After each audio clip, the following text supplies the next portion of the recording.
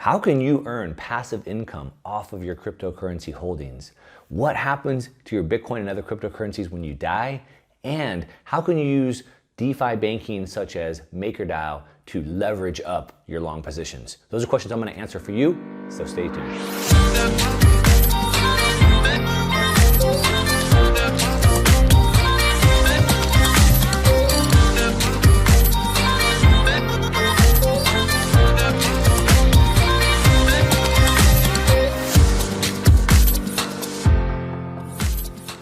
All right, welcome back to another episode of Questions and Answers, where I take the questions that you have asked me in the comments on the videos down below, and I answer them on a video just for you. Well, and for everybody else as well. So I love to answer questions. If you look at the comments, you see I reply to every single comment. So make sure you ask questions down there, get involved in the conversations. And if they're good questions, I'm gonna pick them and I'm gonna answer them on video. Now on Thursdays, we talk about investing. Typically, we talk about investing into cryptocurrencies and other types of investing strategies where I think you can get the best return on your investments. On Tuesdays, we like to talk about before you invest. How do you get more money so you can invest more and have a better life? And then on Mondays, I'll take some of those questions and we'll answer them, and that's what we're doing right now. So let's go ahead and get right into it. These are questions that you have asked me. So the first question I have is from Double Edge Sword. And Double Edge said that, thanks for the good education and work, highly appreciated. Thank you very much. My question, which is always in my mind, is how long that Bitcoin will last. The reason I'm asking is because if I'm a Bitcoin holder and something happens to me, like I pass away, no one can retrieve my Bitcoin and these are gone permanently. And the same, it happened to many holders of Bitcoin over time. What are my thoughts? That's a great question, and that's something that everybody should think of, right? Your Bitcoin or other cryptocurrencies are stored in the blockchain and they're secured by a cryptographic private key. Now, there's only one private key. If you have a copy of that private key and you die or something happens to you, that's gone forever.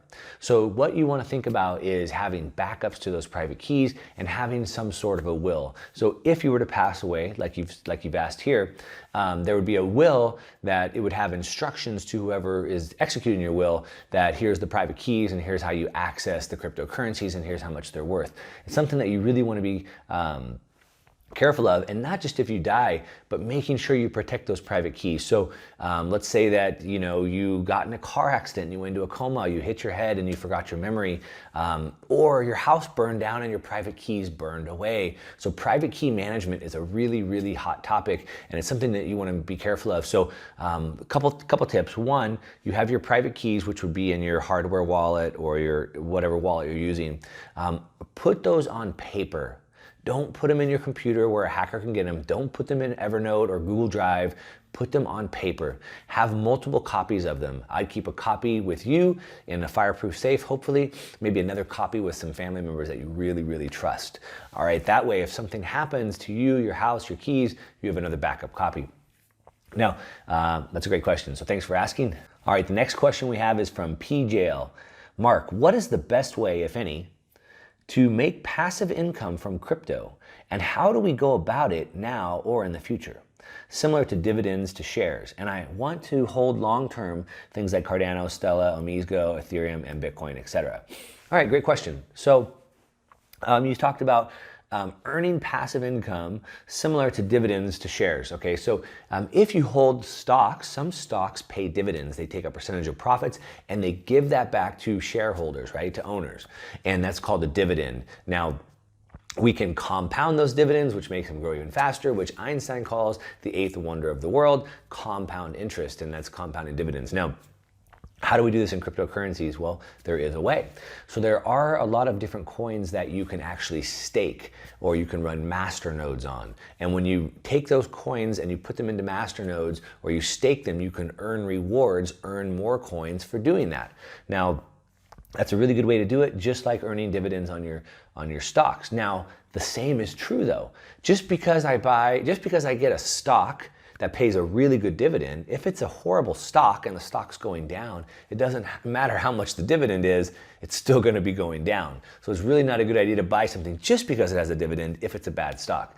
The dividend will not make it a good stock. And the same is true with any project that you buy. So there are some that you can earn dividends on by staking and running master nodes on. However, It's not going to make a bad project good. So you want to make sure that you're only doing this on the good projects, the ones that are going to go up over time.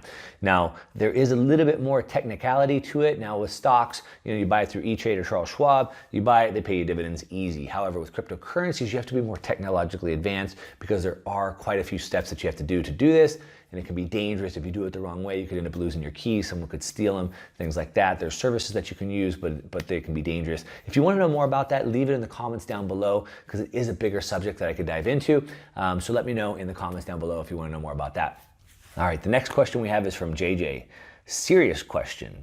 If there are only 21 million Bitcoins, why do you think they haven't sold out completely, especially when there are billionaires everywhere?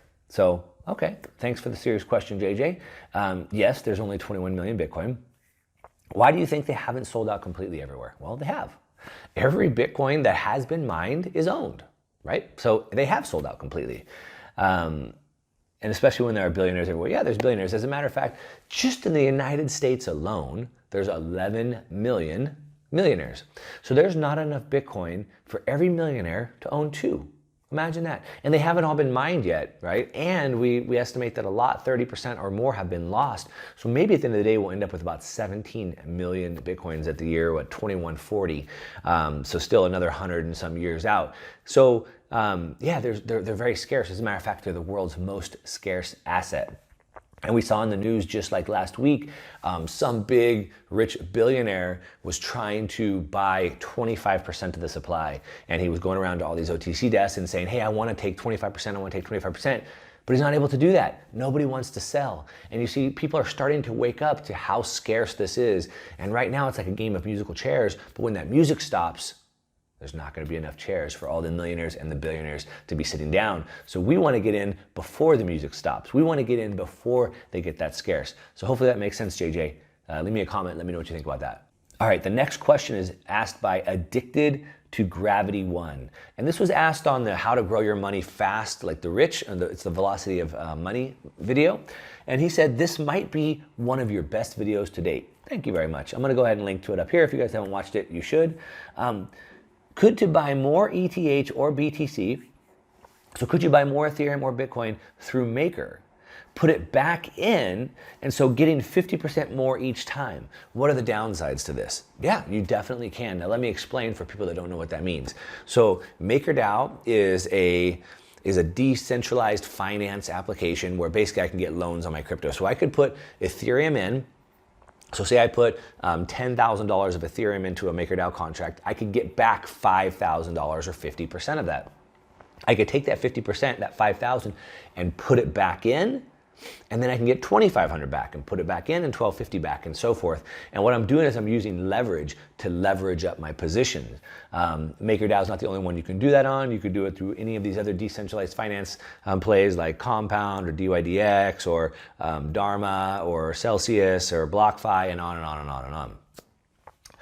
What are the downsides to this? Well, let's talk about the upsides first. So the upsides are that you're taking $1 and putting it to work multiple times. So now that $10,000 bought an extra $5,000 worth, an extra $2,500 worth, an extra $1,250 worth. So that same $10,000 is now leveraged up on buying way more. So the upside is that if the price goes up, you're gonna make a lot more money, a lot more. But he asked specifically, what are the downsides to this? Well, the downsides are the exact opposite. If it goes up, you're gonna make a lot more money. If it goes down, you're gonna lose a lot more money. And what happens is because you've put up collateral that's over what you've borrowed. So I put up $10,000 to borrow $5,000. And what happens is if that $10,000 becomes worth less and less and less, $8,000, $7,000, $6,000, they've loaned me $5,000. When it starts getting close to the $5,000, they're gonna require that I put money back in order to bring that balance back up. If I'm unable to do that, they're gonna liquidate my account. And the problem is that now, because I've leveraged it up so many times, I'm gonna have to bring all those accounts current. Now, if I don't have the funds to bring all of those accounts current, then I'm gonna lose everything. All right, so that's the downside. So leverage works both ways. Leverage helps you grow your portfolio, your investments really, really fast, but it can also help you lose your investments really, really fast. So it's like fire. It can keep you warm and it can burn your whole house down. So leverage is definitely something that can be used, but it should be used responsibly because it can be very, very dangerous. Hopefully that makes sense. If you guys want to know more questions about that, leave your comments down below. All right, the next question we have is from Thomas Luck. Hey Mark, thanks for another great video. You're welcome. Brother, so if you borrowed money and invested into something not taxable event, but when you pull profits of it, it is a taxable, right? Or not until you pay the loan back. Hope my question was clear. English is my second language. Have a great day. So we have a lot of people from international, so sometimes the English is a little bit broken up, but let me explain what Thomas is saying here. So if we borrowed money and invested it into something else, that's not a taxable event. All right, so when I make money, I get my paycheck, I sell something, I make money, I have to pay tax on that profit, and then the money that's left over after tax, I can go invest. However, if I borrow money, like we just used in that previous example, so I've put $10,000 up and now I borrow $5,000, I don't pay tax on that $5,000 because that $5,000 is not profit, that $5,000 is debt, so I'm not paying tax on that. However, if I take that $5,000, put it into something else, and that makes a profit, I will owe tax on that profit that I made over there, not on the $5,000, but on the difference of the profit. Now, Thomas is in a different country. He didn't say which one.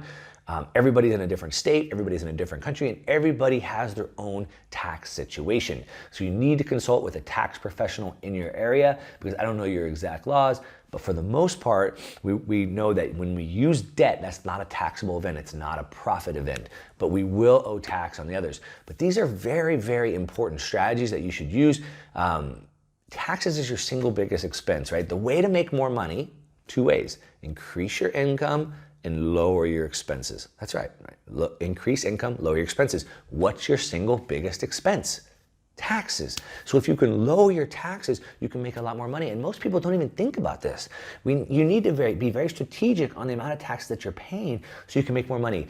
Don't pay more than you need to. So hopefully you have a really good tax professional. Don't just go to the corner shop, whatever, H&R Block, and have them do your taxes at the end of the year. Be strategic about it. Plan your taxes in advance, especially if you're starting to do more, complex investing strategies like these. It's really going to make a big difference.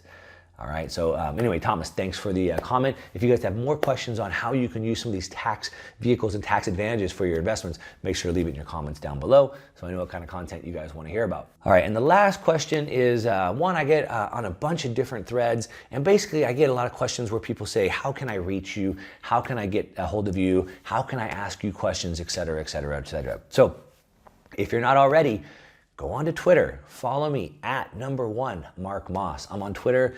I'm on Twitter all day. I leave lots of posts on Twitter, and I pretty much get into lots of conversations. So if you want to talk to me on Twitter. That's probably the best way. Leave comments on these videos down below. And if you go on the YouTube channel, contact or about, there's an email address and you can send me an email as well. I'd love to hear from all of you guys. I can't give anyone any personal advice. I hope you understand that. But if you want to get a hold of me for any reason, or you just like to bounce ideas off me, you just want to talk to me, find me on social media at #1 Mark Moss, or shoot me an email. And that's it. To your success. I'm out.